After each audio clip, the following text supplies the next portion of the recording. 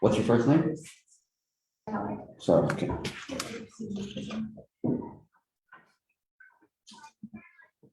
My name is Greenberg, nickname Rabbi.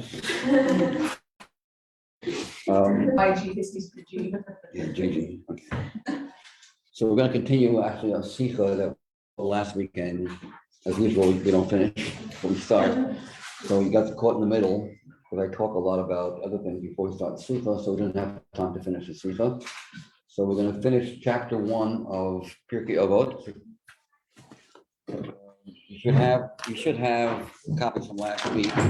In case you don't, I have extra copies here. It's in Hebrew. Although there's Pirkei Avos in English, but it's not Sichos. There's Pirkei Avos in English, this book here. Some of the Rebbe's, synopsis of some of the Rebbe's talk have this Sichos. So whoever needs, please come pick up. Pick up and so Rivka, then let's go. She's coming. She's coming? Yeah, she's. How do you know she's coming? She's downstairs. I know. Chaim Lischke here, I think.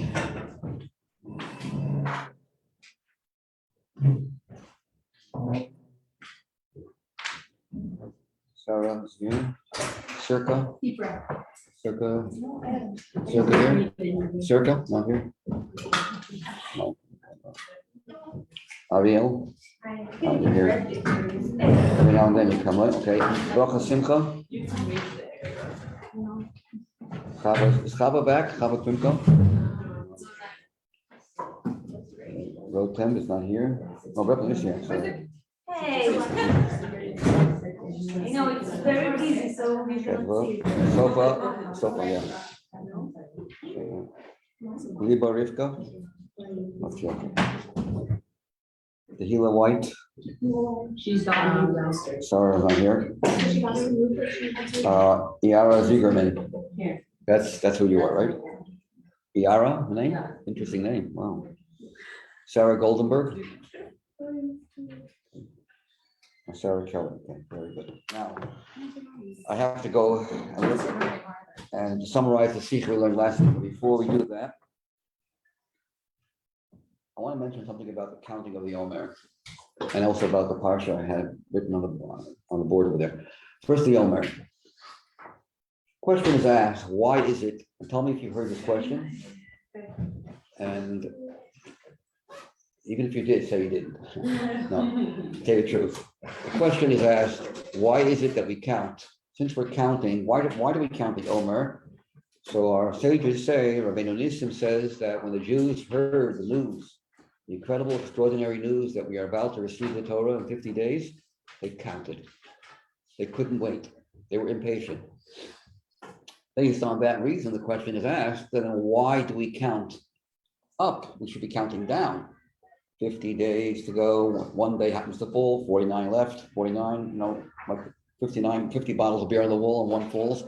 We're looking forward to something. We're getting one day closer. So we should count down, not count up. That question, did you ever hear that question? What? Did you ever hear that question? I have. Who knows the answer? Who knows a answer? Yes, Heather? But I want you to give the answer. Oh, okay, that's so nice. I That's so nice of you. the answer. That's so nice of you. Okay. So I'll give the answer anyways, even if you wouldn't like it. No, I know the answer. What's the That's answer? what they all say. The answer is that we're growing. Okay. To clarify, be like Pirush Rashi on what you just said. Can I just answer? Yes. When you're counting down, then it's over at the end. But like we're kind of just getting started when we're given Torah because Okay. It intensifies as you add to it. it intensifies as you add. What intensifies? You're like longing and desire for it to happen. That's the reason why you want to say we have less days to go. We're getting closer. One more day, 1 hour, 1 minute. They work on their attributes in the desert when they Wow, come back for the first time. Shira, am I dreaming or is that you? No, it's not. Can't be you. You told me how I came. Wow, what an honor. Rabbi, I really hope that when I come back in a few years, I get Yeah, this. I I don't get to say. You get Shira Levine, her name is Shira, that means song, and Levine is Levi. Levine were the ones who sang in the Beis Hamikdash. That's why she always smiles.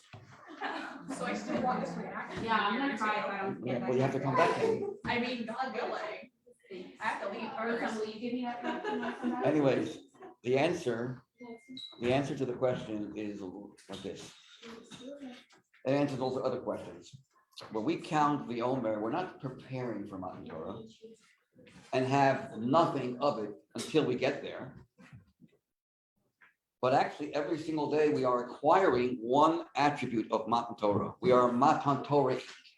We are acquiring one facet of the holiness and the energy of that day. And that's why our passion is growing day by day. Because when you have something, wow, is that what it is? Incredible. 2 days go by, we have two aspects of Matan Torah. 3, 4. As the day goes on, the days go on, we are acquiring more and more of the holiness of the Torah, which is also a reason why when we count, we don't count. There's ordinal and cardinal. I forget which one's which. It's not the first day of the Omer, it's one day. It's not the second, it's 2 days. Because every day we have what we did yesterday, plus today. It's not a second day, it's 2 days. We have 2 qualities of Matan Torah, 2 levels of energy, 3 levels, not the third. This also, if you remember earlier this year, when I talked about Rachel, Yaakov loved Rachel and his 7 years, because he loved her so much, couldn't wait to get married to her. The 7 years went by like 1 day. Does that make any sense? No. When you're waiting for something, 7 years is like eternity, not 1 day, right? When you're anticipating something, you can't wait. Every moment is eternity. 7 years went by like 1 day. So one of the answers is the same here. Yaakov and Rachel is not just a man and a woman. Yaakov is Tiferes. Rachel is Malchus. It's Kabbalistic things that are going on in the esoteric world. Yaakov and Rachel, the neshama, he wasn't just in love with her as a person, he was in love with her neshama as a soul to soul. These are holy people. And every day of the 7 years, Yaakov was acquiring another quality of Rachel. He was Racheling. So when you're enjoying yourself, you're in ecstasy because you're Yaakov acquiring the neshama of Rachel, getting closer and closer to the marriage, just like Matan Torah. He therefore, when you're in a state of ecstasy, time goes by very fast. Because of his love for her, he was absorbing her energy. You understand? It wasn't just preparing for something, and until we get there, we have nothing. All we're doing is just preparing for the day, but we get nothing of that day during the preparation. That's the mistake people make. Okay, now today is a special day. Today is the Iyar. You probably heard a million times about that. Today is Iyar, and it's interesting. It's the first day. I don't know if women say Tachnon. It's the first day. You say Tachnon? Yeah. Yes. No. Have. So we men say Tachnon. Hey. And it was a vacation for a whole month of Nisan, no Tachnon. It almost pays, it's a machaya, not to have to say Tachnon. It really, it feels good. And it's not because we're getting away with something. It's because the days of Nisan are very special days, and it covers up. You don't need to, to hit yourself and say, I've sinned and I've done this. The day itself covers and compensates for that. Otherwise, it wouldn't be fair. Why are we missing out? We need forgiveness. We need atonement. What do you mean we don't need to say Tachna? We do need. The answer is the day itself, the Kedusha of the day itself, of the month of Nisan, takes care of that. But today is the first day where Tachna is back.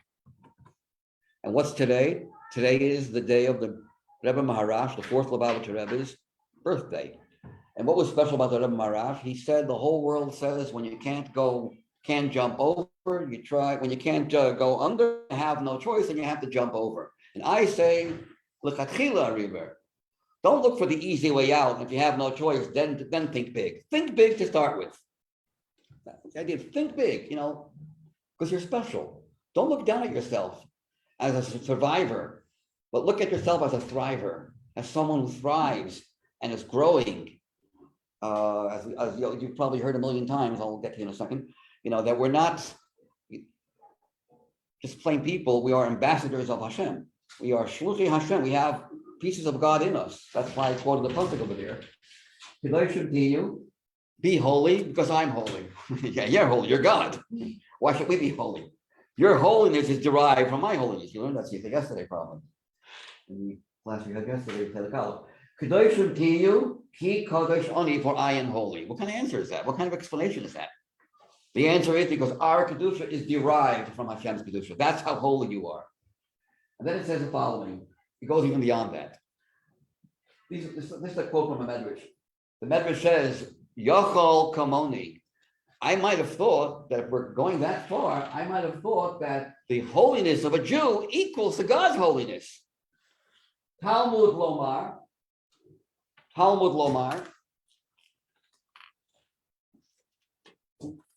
it's broken. Beautiful. Talmud Lomar. It comes to teach you. Here's the end of the pasuk. This is a quote from this pasuk. Ki kadosh ani, I am the one and only holy.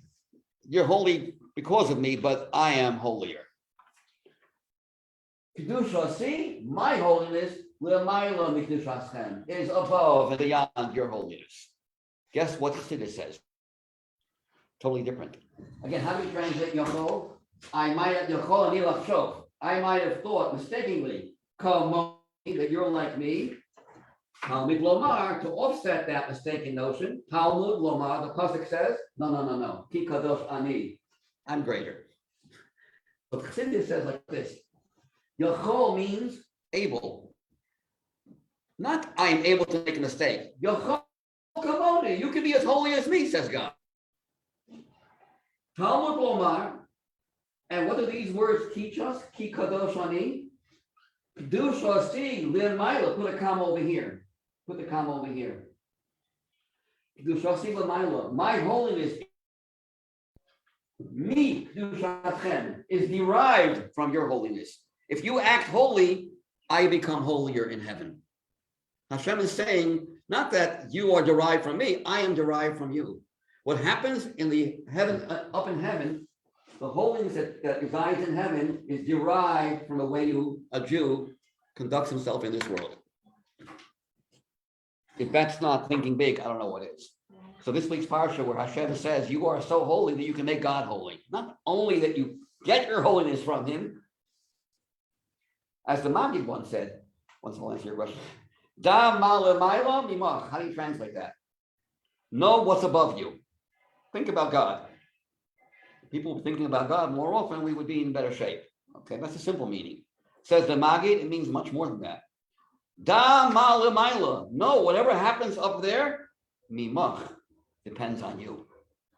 Your actions or lack of actions can impact for the good and for the opposite what happens up there in the cosmos, in the heaven, high heavens. So that means that we are very, very special. We control not just what happens in the world here, we control what happens in all the other worlds. It's pretty powerful. What do you want to ask? Just what's the literal translation of the What? There's like motto. Literal? I say, no, the whole world says if you can't go under, which is take the easy road, trying to skip all the hardships, then we have no choice. We have to really jump and do the hard way. And I say, why do you think so lowly of yourself? You can do it. I say, take the big jump to start with.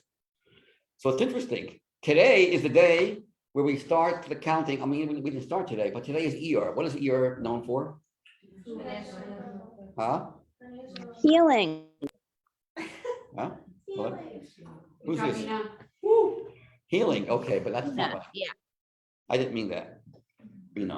I meant something else. I meant today is the first, well, not today, but the month of Iyar is known for Sphira. It's the only month in the year that every day of the month we have a mitzvah that we don't have any other time in the year. Sivan, only part of Sivan. Nisan, only part of Nisan, you count the Omer. Iyar, every single day we're counting. What's the idea of counting? Slow. Pesach is jumping. Pesach means to jump. In Mitzrayim, in the 49 gates of impurity, at the abyss, and suddenly we're in the high heavens. A few weeks later, we're standing at the mountain there. What a jump. Pulling us out of the garbage can, of the dungeon, the abyss, the 49 gates of impurity. And then all of a sudden we start going, okay, now we have to start slowly, one day at a time, work on our midos, work on our attributes that might be, flawed. So it's a slow process. It's slow. We have to get into ourselves, get to know ourselves. And sometimes when you look back, find out all your faults, you can get depressed and not want to do anything and feel I'll never make it.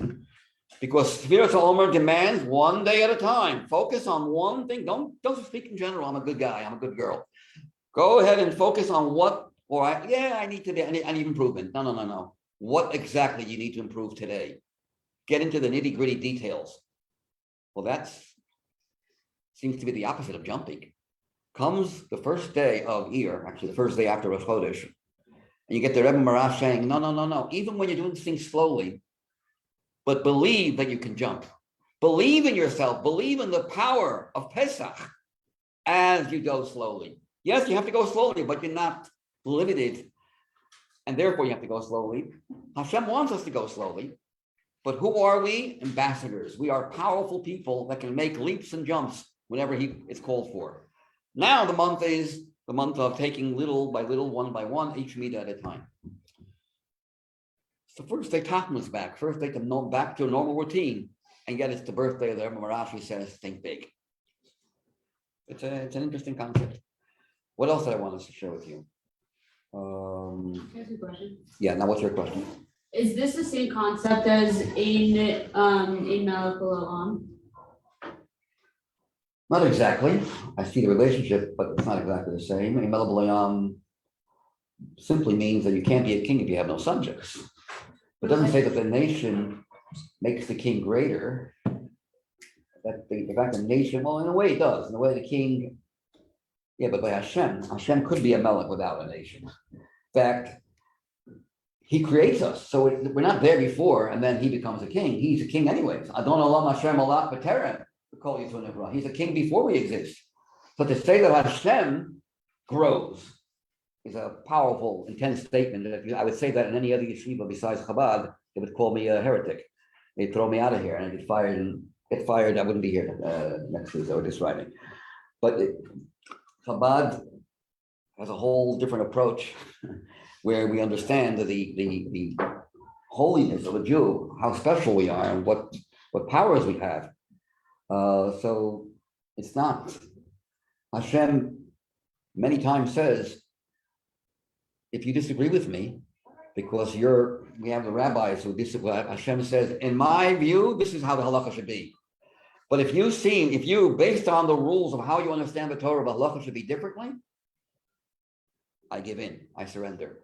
And Hashem smiles and laughs. My children have been victorious over me. My children have been victorious over me. It's Gemara, where Hashem can't wait when he says one thing. Of course, it has to be based on Torah concepts. It can't be based on your own, free will. Because Torah was given to us.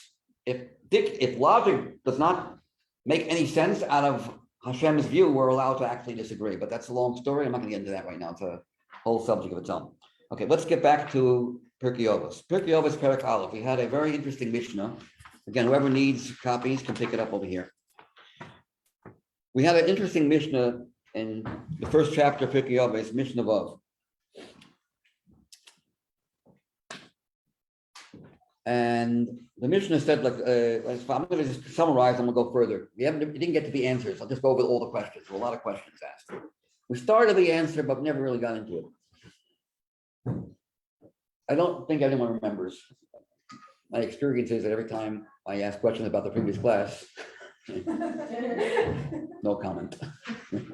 Do I like that? No, but I guess it's my fault. I blame myself for why no one in the previous class. I'm not going to even ask. I will repeat what we did in the previous class, but quickly. There's an interesting Mishnah from Nitai Ho'arbeli. Who is Nitai Ho'arbeli? One of the That's too general. Living during the days of the Okay, way before that. He was living even before the Hanukkah story. Lived about 100, now close to 200 years before. Close to 200 years before the destruction of the second Beis Hamikdash, before Hanukkah. And they were Zugos, they were pairs. It's before the era of the Mishnayos. That came later. That came towards the end of the tenure of the second Beis Hamikdash and overlapped after the destruction of about 100 years. This is before. These are called Zugos. And Nitai Barabeli says the following: 3 things. Harachek mishachin ra, distance yourself from a bad neighbor. Stay far away from a bad neighbor. Don't get too close. Don't associate yourself with a Russia. And don't give up on misfortune, which needs to be understood. So what were the questions? First question the Rebbe asked like this: Harachek mishachin ra, stay away, far away. Not just don't get associate yourself with that person. Don't even be next to that person. Don't even be in the same city. Just as far away as possible from a person who is a bad neighbor. If a person's a Russia, don't stay too far away from him. Just don't get too close. It would seem to be the opposite. What's worse? Someone who's doing something bad or an evil person? An evil person is someone who the Torah says you are condemned, you are considered evil. Now that we've gone through all the ins and outs and we rule that you're guilty. A Russia is much worse than someone who's doing something bad. So you would think that for a Russia, the words would be, Tisrachek, stay far away. It doesn't say that. It says just don't get too close. And to the person who's a bad neighbor, not a bad person, but a bad neighbor, it says, stay far away. It seems to be the opposite. That was one question. The other question is, what does it mean? Don't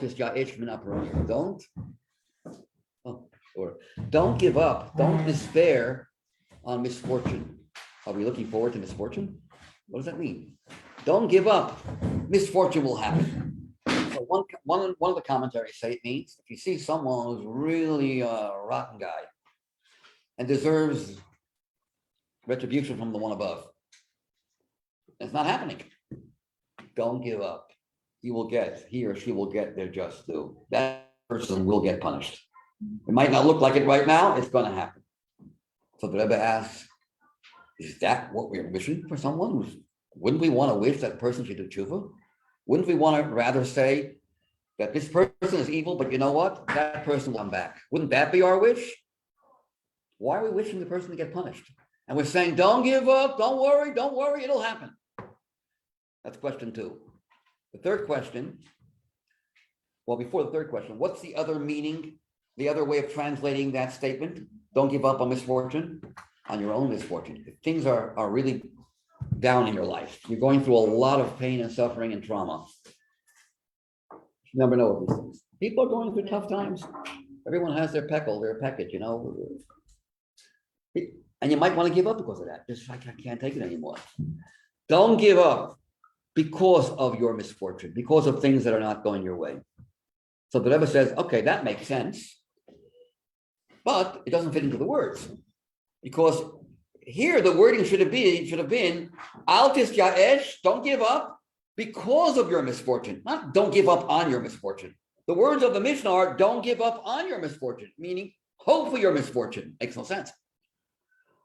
In other words, the way we're explaining it makes sense, but it does not fit the wording of the Mishnah. You got it? According to this meaning, it should have said, Al tisyaesh al yedei churanos. Don't give up because of, through the misfortune you're going through, don't give up on life. But it doesn't say that. It says, don't give up on the misfortune. Al tisyaesh min apuranos. So we need an explanation. I'm going to skip one of the questions. Let's just go to the next question, to the final question. Final question is, what is the connection between stay away from a Russia? Don't get close to don't associate yourself with a Russia.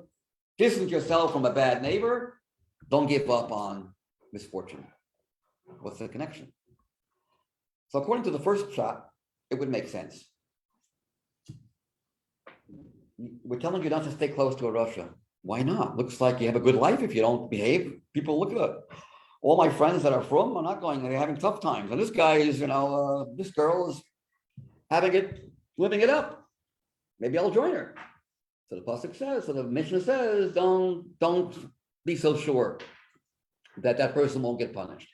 But the Rebbe says, wait a second, not don't be so sure. If the person does not do tshuva, there's not a don't be so sure. Not maybe the person will be punished. Don't give up. But rather, the Mishnah should have said, for sure that person will be punished if the person does not do tshuva. Why is it only don't give up, it might happen? It's more than it might happen, it will happen. Okay. These are the questions, or a few more, but I'm just going to get to the answer. So here's what the Rebbe starts with. A shachin ra, a bad neighbor, does not mean a bad person at all. And that person is not only not a rasha, that person is not doing anything bad. That person might even be a tzaddik. It's bad for you because you might learn from that person, and that person has different rules in life than you have. And the Rebbe gives examples. Not a bad person, and that's why it's so dangerous for you to be close to that person, because you can easily learn from that person. You know, you could easily. I give an example of my own. There's so many examples you can give. You see a person who's davening very, very late in the men's section. Guy is davening, 4:00 in the afternoon. That's the time to daven. Oh, well, if that person can daven at 4:00 in the afternoon, I guess I can also. Shachris I'm talking about. That person is involved in Hatzalah, let's say, Hatzalah member, and he's saving lives, and he couldn't do anything until 4:00 in the afternoon. You might not know that, but if you think, if it's good for him, it's good for me, it's a very bad lesson to learn. You have to daven on time. There's so many other examples you can give as well.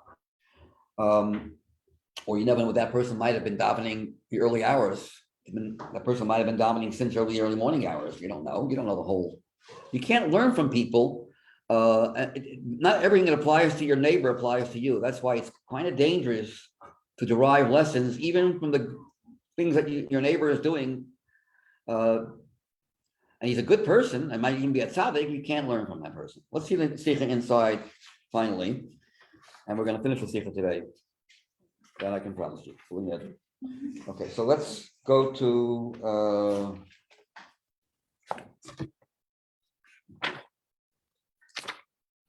on page 160. On page 160. 162. Zion. You got it? Where it says Zion? So that would be, which page would that be?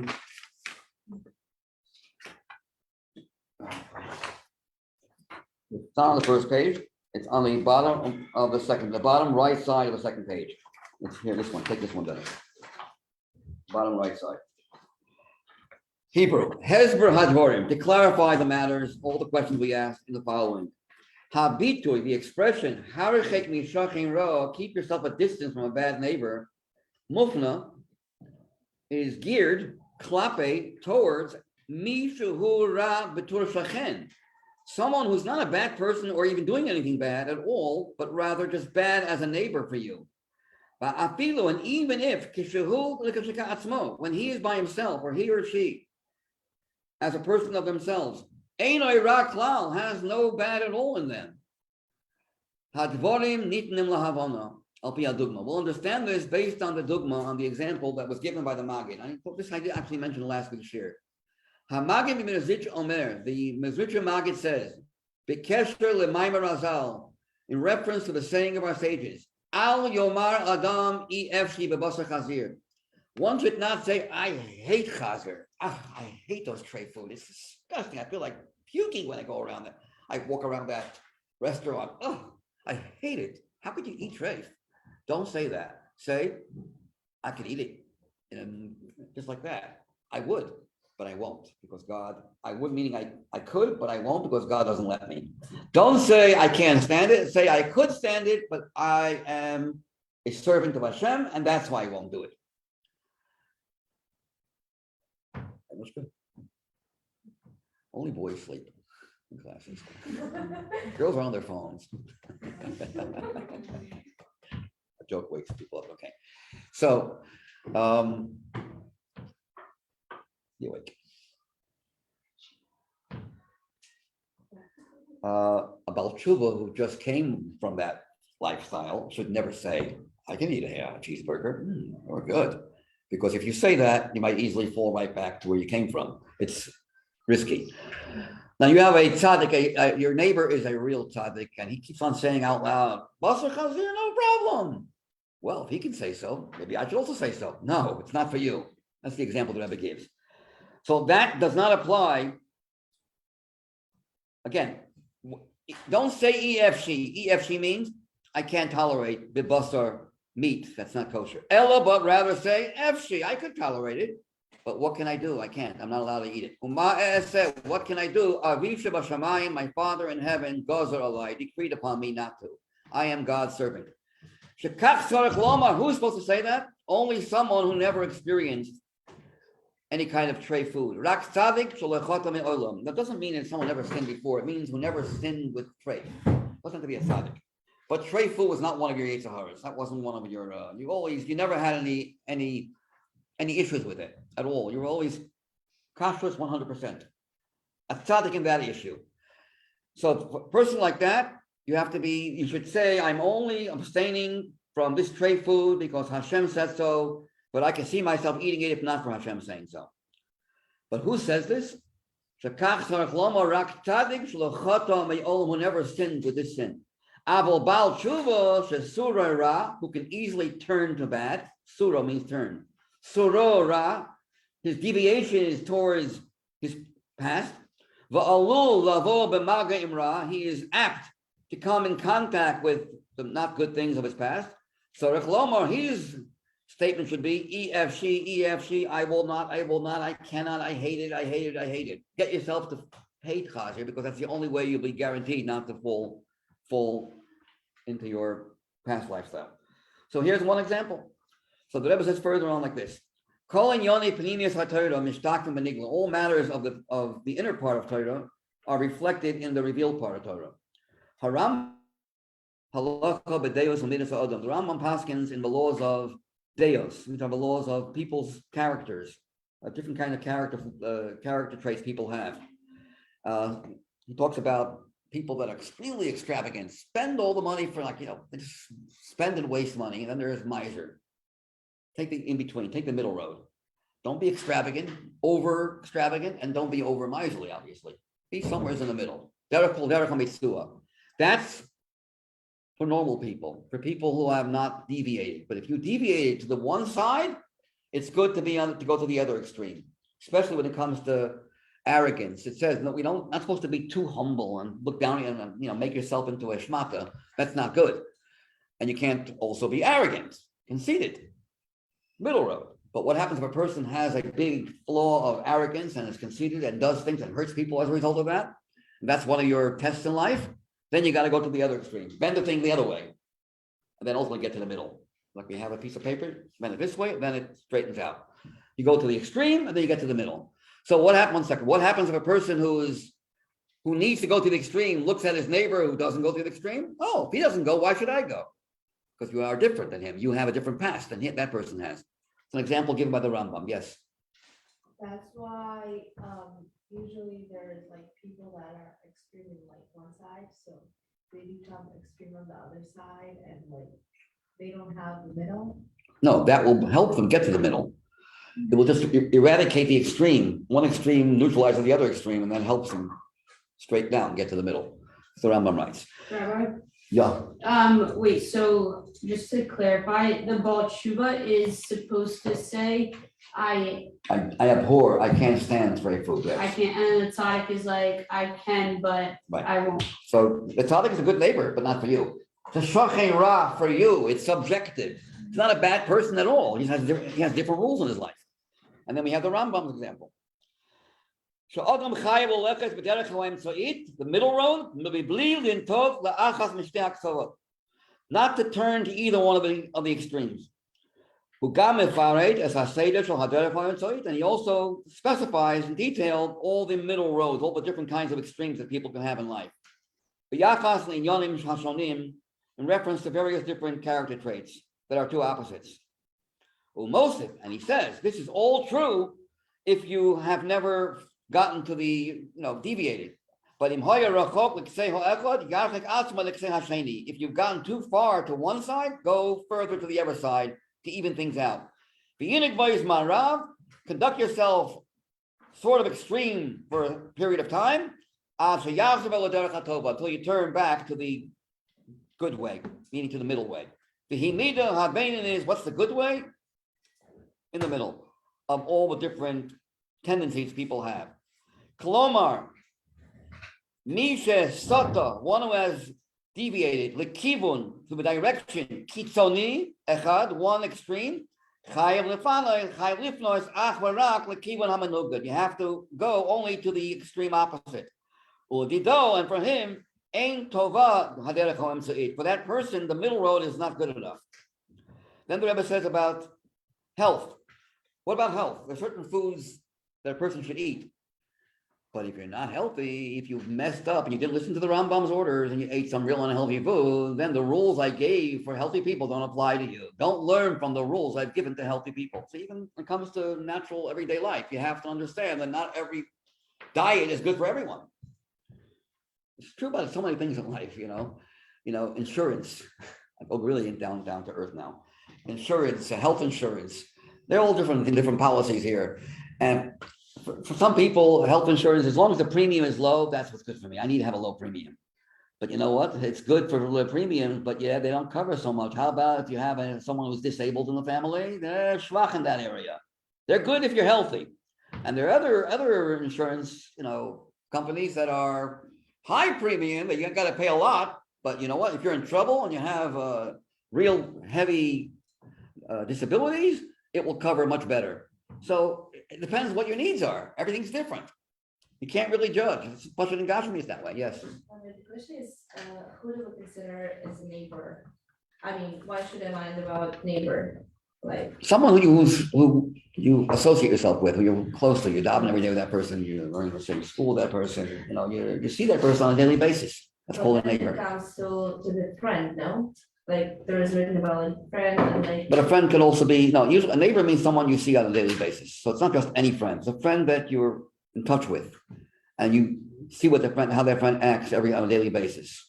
You could have a friend that lives in, in Yehuppet, in Australia. It's still a good friend, but you don't see that person every day. So it's like someone who has a like influence on it. What, a client? Yeah, but even a next door neighbor, house, we live on the same block and Yeah, but why should I mind about like neighbor's decision? Like.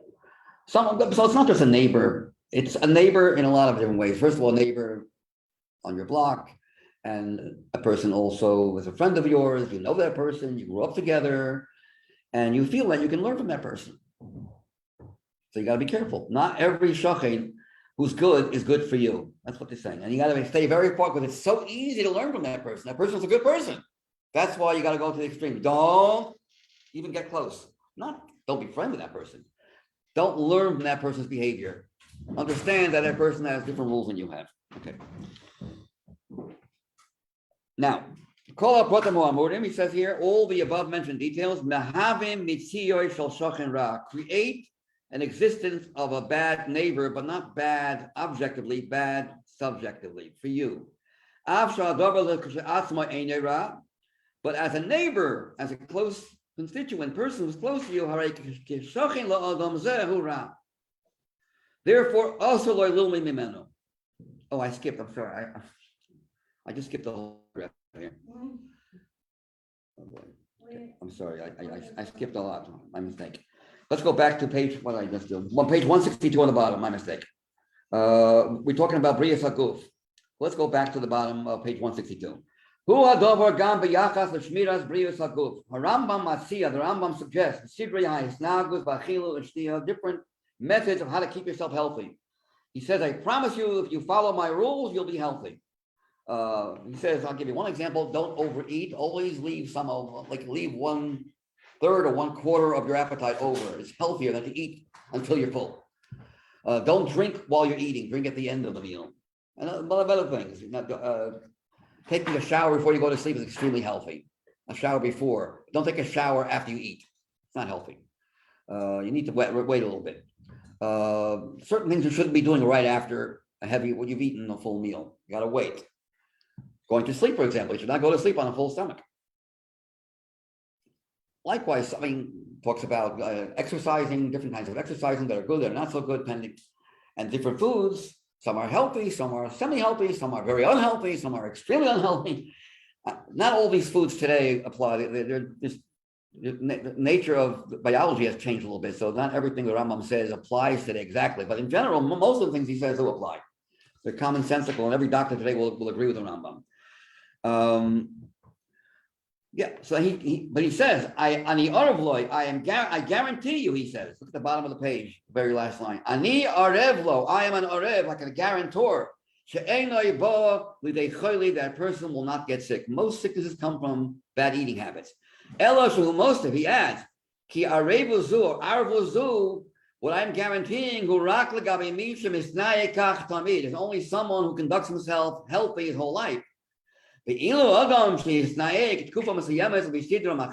person didn't listen to me and conducted himself or herself with a different kind of diet that's not healthy, then I my rules don't apply. Zokuk, that person is zokuk, necessitates for a different type of behavior, diet behavior, meaning that person needs other rules. Then here's one more example, which I did mention last week quickly. There's also a halakha. Are we allowed to take interest from a Jew? No. How about from a non-Jew? It says yes, and even it's a mitzvah to do so. They take interest. It's totally legal in the secular world. Let some money that belongs to a non-Jew come into a Jewish home. It's perfectly legal. It's 100% legal. There's no prohibition against it. So why not? We can use the money. Why should they have it if they're willing to give it? However, that's only true if you didn't have any failings in taking ribis from a Jew. How about if you've had issues and you deviated off the pathway and you once upon a time or many times took some ribis from your fellow Jew, and you have a problem. You have a yetzer money to people. You need to take interest. That's one of yours. Then don't start taking from Goyim also, because if you start taking from non-Jews, it'll bring back your appetite to take from Jews again. But my friend, I've seen him. He takes high interest from the bank over there, So why can't I follow? Because that person doesn't have the same test that you have in life. So here we see an example where the halacha varies from person to person. We find also in halacha l'maisa, l'dugma, for example, in your ribis. Nermar l'nochri tashich, to a goy you shall take ribis. Tashich, you shall bite. Biting doesn't mean biting, it means taking money from him for the favor of alone. To the extent that according to the opinion of some poskim, codifiers, the kach posek gamad mur hazokim, the Alter Rebbe is amongst those. Hareza mitzvah sasei min haTorah. It's a mitzvah to take ribis from a goy, take interest from a goy. Baram, however, Yehudi she'avral isur ribis, a Jew who violated, transgressed the prohibition of ribis, the hill Yehudi sheni ribis, lent money to take from anybody, even a non-Jew.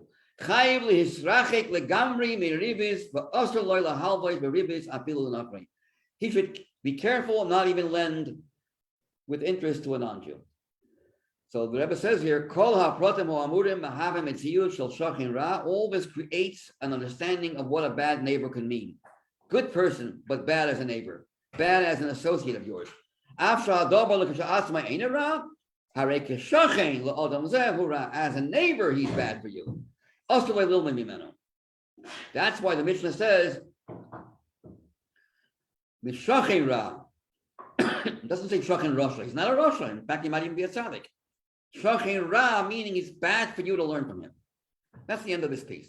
Now, after having said that one should distance himself from a person whom you could easily make a mistake and learn from, well, if that's the case, what about a real Rasha? How about a real bad person? I'm sure to stay away from. No. We believe that you have an obligation. This week's Parsha, it says, don't stand idle when your blood of your friend is in danger. It also means spiritual danger. Blood means life. If you see another Jew falling from Yiddishkeit and you can influence that person, you have an obligation not to stand by idle.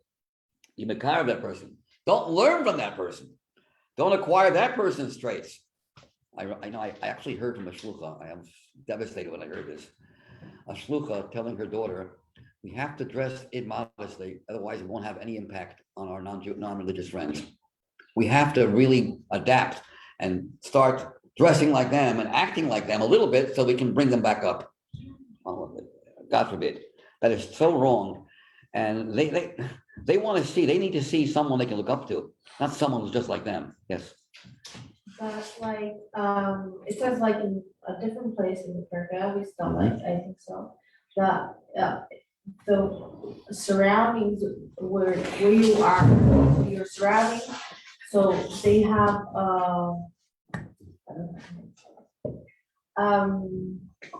The environment, yeah. yeah, on you, it doesn't matter like influence. Doesn't matter want or not, Right, but it could, but you gotta be careful to be Makar of the person to Yiddishkeit, not the person being Makar of you to his or her beliefs. A Makar on the Torah, not Makar of the Torah, bring the Torah down to their level, but bring them up to Torah's level. So we're not gonna tell you, stay a distance from them. Get close to them, but don't get too close. When you start acting and feeling that you gotta, really become like one of them, like one of the boys. That's what we're saying. So when it comes to a Russia, we can't tell, of course, the person in Russia, stay away from them. That's not Kabbalah demands that we can't be the kind of other people. Believe in yourself. Believe that you have that power. Just be careful not to get too close. There are certain circumstances where the Rebbe has told, my name is Abachu, told the Rebbe that whenever he goes to certain places, he gets terrible thoughts and loses his whole day. An eitzah of how to overcome that. Another bracha the Rebbe said, then don't do it. Then don't go on the time. But with the mission to say, stay away from Rishoyim, that's not Chabad. That is not our belief that we should stay away from people. We believe that every Jew has a spark inside, and that's why in the Haggadah it says Echad Chacham Echad Rasha. The Chacham is put next to the Rasha because only he, and because you are a Chacham, you have the ability to impact the Rasha, not vice versa. Okay, that's why it doesn't say Tisrachek mi Rasha. Al tischaber. Don't get too close. Yes. Look at the next piece here. After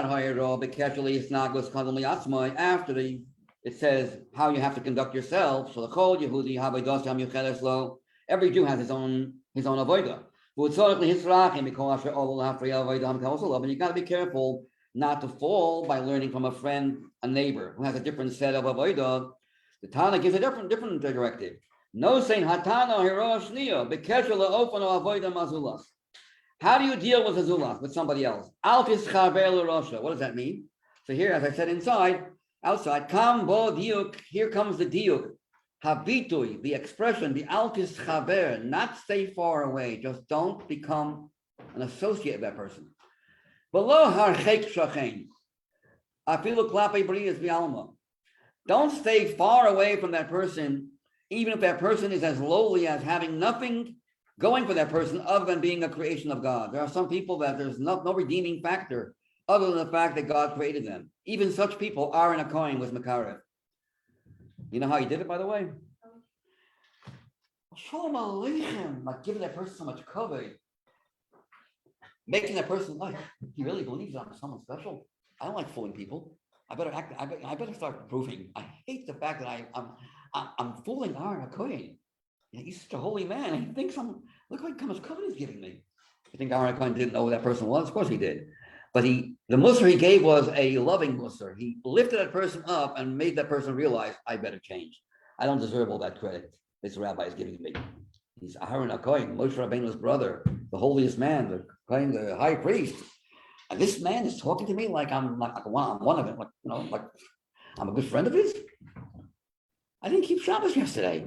I just came back from a non-kosher restaurant, and he's giving me how warm. Did I ever tell you the story with the Rebbe? Oh no, okay, I should say for today. Ever told you the story with the Rebbe? A story with the Rebbe in 1943, coming out of the elevator in 770. There's an elevator. There's an elevator in 770 upstairs. So I'll tell you a story. There was two Bachrim who were about 17 years old, who were schmoozing, American boys. They passed away recently at the age of 90.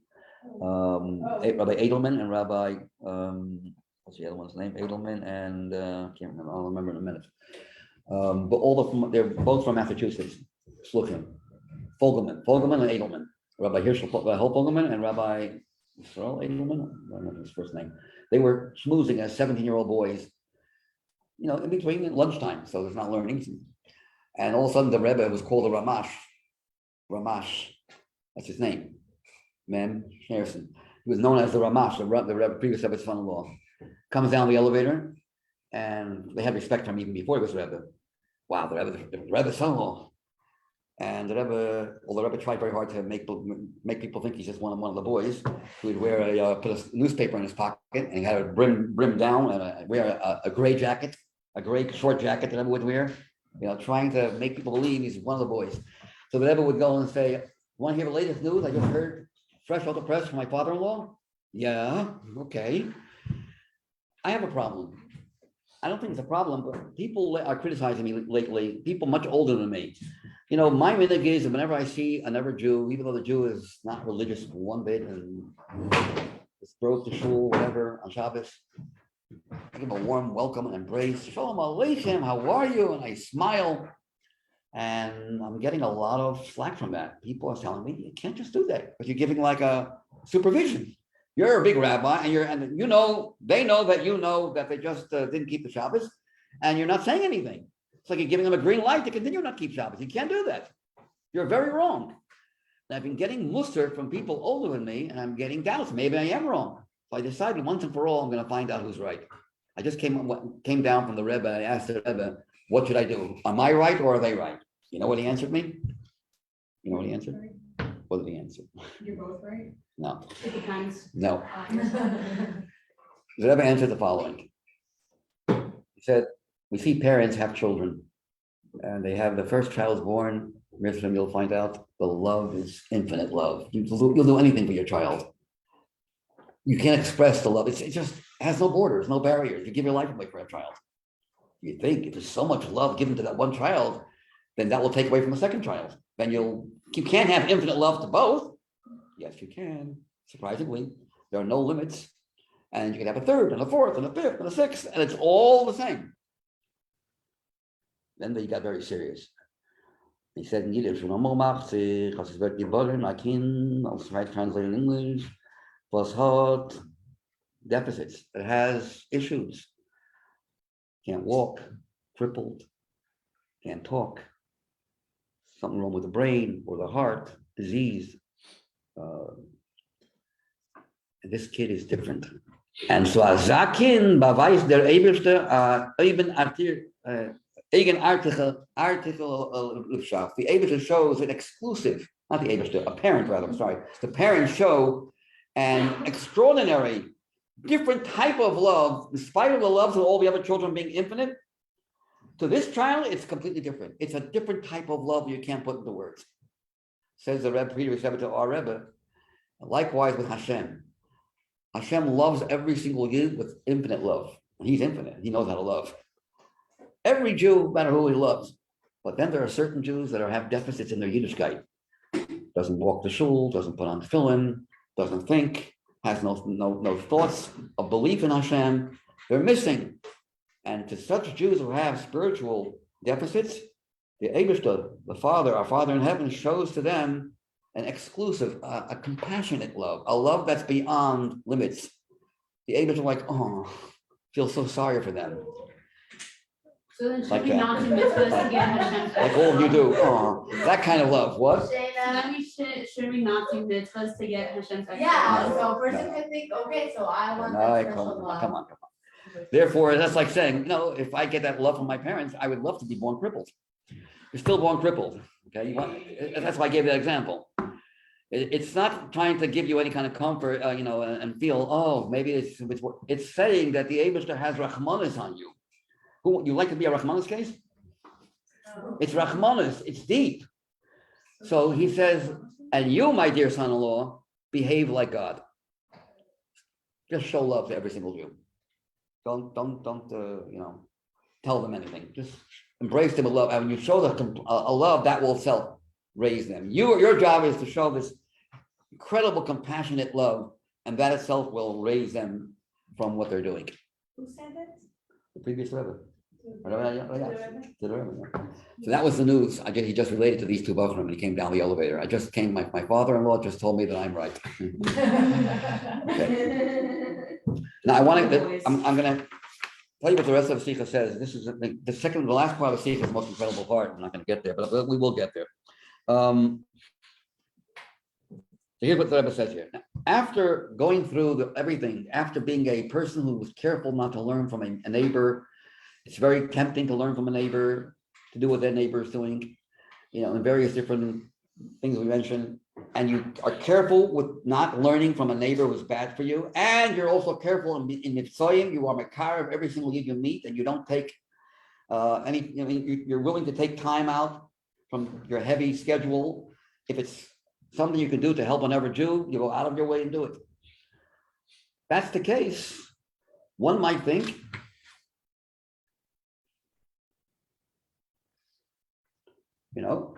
pretty perfect. There's nothing missing in my life. Everything is fine and dandy. Don't be so sure of yourself. Even the greatest person, he gives an example of Job with Iyar. After all that he did, and in fact, Hashem considered Iyar to be, to some degree, even greater than Avraham Avinu. And yet, he brought karbonos to atone for what he thought his imperfections were. He considered himself imperfect, and it bothered him to no end. And that's what we're saying here in the last part of the Mishnah. Don't give up, meaning don't abandon the idea that there won't be anything negative happening to you. That sounds, in other words, don't think you're perfect, and make sure that you should do tshuva, because Peronius, because often a person thinks he's on 100%, and there's something very deep down that's not the way it should be. And you don't even realize that because it's covered up by all the good things that you do. What's the example? What's the language? Altis ya'ish, don't give up hope. I'm looking forward, getting punished. So here's the powerful words that I was saying over here. He's saying there's a statement in a pasuk in Chumash where a person's going to say, I'll be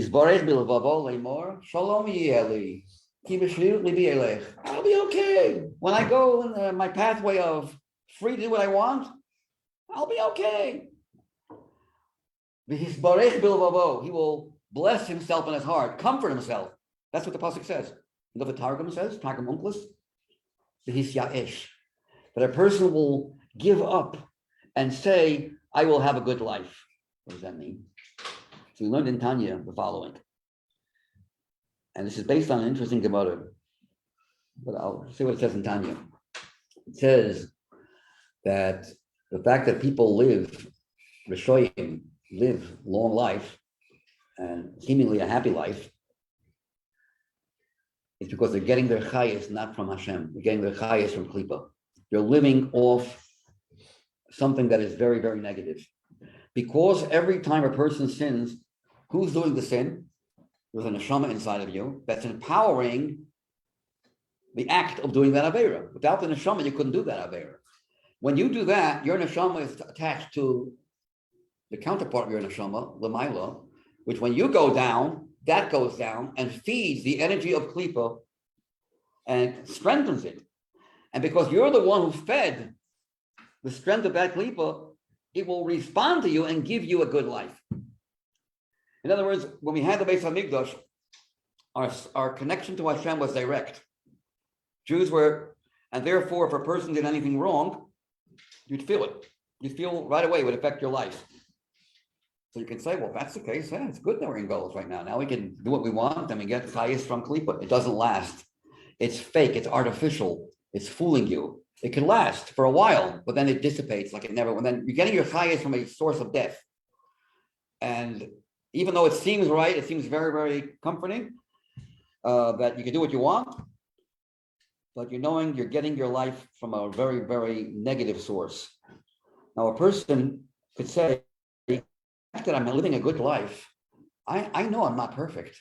I'm afraid that Hashem is giving up on me and he's saying, no, let's give this person a good life and give up on him. So we tell the person, don't think that Hashem has given up on you. He's still thinking about you. The Gemara says in Masechta Erchin, the following statement. If a person goes by 40 days without suffering, it's a bad sign. And what's called suffering? Suffering does not mean you have to go through, pain of sickness. If you were about to take out a quarter from your pocket and you took out a dime instead of a quarter, that's also called suffering. If that didn't happen, a type of pain equal to that didn't happen for 40 days, you've acquired your world. It means you have already gotten all your good things to happen. Your destiny of the future has already happened. Hashem has paid you back already, and there's no world to come. No world to come. So, in other words, people can worry, why am I having such a good life? Why are things going so well for me? I don't deserve it. Altis Ya'ez, don't look down at yourself and think that the Eibush doesn't care about you and he's letting you go and saying, yeah, finish, I'm not gonna even bother you anymore. Enjoy your life, take it. Don't give up on it. Don't give up on yourself. There is always, the Eibush is always thinking about us, thinking about you. And we're not perfect, but he will give you some minor suffering. And you know what? The fact you're suffering, worried about not getting suffered, that itself is suffering. And you're yotze already. The fact you're worried, how come Hashem is not taking care of me? Why is he just letting me do what I want? Am I getting my chayes from Klipa, which will dissipate, can disappear in a minute, who knows what? Is he just forgetting about me and abandoning me? The guy's a hopeless case, let him enjoy life, forget about it. The fact you have that worry, that is also suffering. And that suffering, with that suffering, you can be yotze all the suffering that you would have to go through, perhaps, to get rid of the, some of the non-good traits that we have deep down that we don't know, that are undercover, that we don't see. So the Rebbe says, that's what the Mishnah is saying. Altis Ya'ez, don't give up on misfortune. The very fact you're worried about it itself will take care of you. This is how the Sicha ends. I mean, I didn't go through the Sicha inside, but this is how the Sicha ends. And he does one more part with Nitai Harabeli, who happened to be Av Beis Din. He was a leader, and a leader has the obligation to make sure that all his followers, all the people of Yidden, are doing what they're supposed to be doing. And they shouldn't be worried about anything in life. And he's telling us that you should know the very mere fact that you have this daiga, this worry, in itself will cover up on any other worry you might have to have in life. That's how the secret pretty much ends on that note. Okay. Who's here that I didn't mark?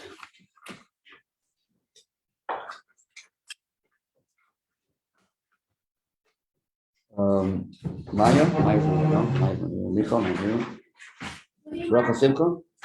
What? Rafa Simcha here? Yeah, you- Thank you. Okay, Did you mark me?